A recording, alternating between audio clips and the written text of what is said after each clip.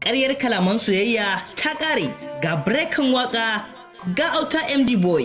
Ki kula min da kaina majin sirrina, na faɗi sanki da ke zahiri.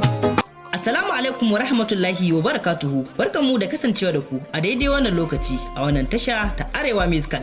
A yau za ku ji mu ɗauke da wasu waƙoƙi guda biyu waɗanda suke cike da kalaman soyayya waɗanda fasihan mawaƙa suka yi su, wato breakan waka da kuma Auta MD boy. Yanzu ba tare da bata lokaci ba, za mu sa muku waɗannan waƙoƙi domin ku tantance mana wace waƙa ce aka fi zubar da kalaman soyayya a cikinta.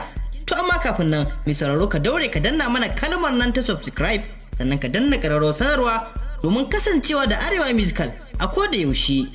Ka danna? To mun gode.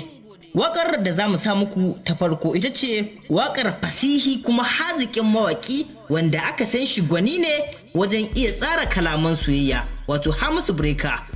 Waƙar kuwa ita ce kamar haka.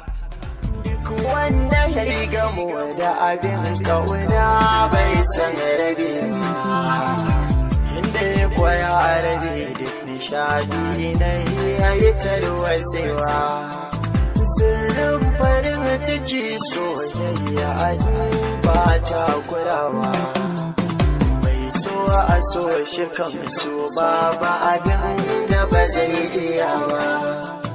Na durkusa akan gwiwata idan kuskure ne, kiyafiya garan dankin kama ni na har magana. Neman kina karaɗe ƙauye na koma birane, fito na ganki ni kallon ƙauna kin je arewa.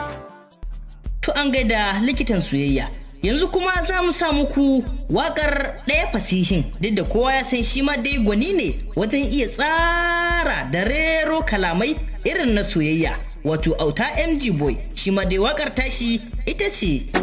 San kiya min nazaro a jikina ne, ya ainihiyar ya tsaya ya kurumta ne, dan akan soyayyar ki ba na jibe ne, na abi hanya dodar shin ina zaniya, ke ce wacce na san za ki ma fahimta ne, me kike so ki faɗa za na kawo ne, dubi yadda nake san ki za ya zauta ne, tausayinki nake so kawai ki kama ni, dan da dai san kya zuciya yi min rauni, ko da a soyayya ta ki za a kulle ni, ba za na bar ki ba mun zama yan uwa da jini, ke dai nake kallon zuciya ta min sanyi. Kuma dalla Auta MD boy kenan. To yanzu muna so ku tantance mana wace waka ce aka fi zubar da kalaman soyayya a cikinta.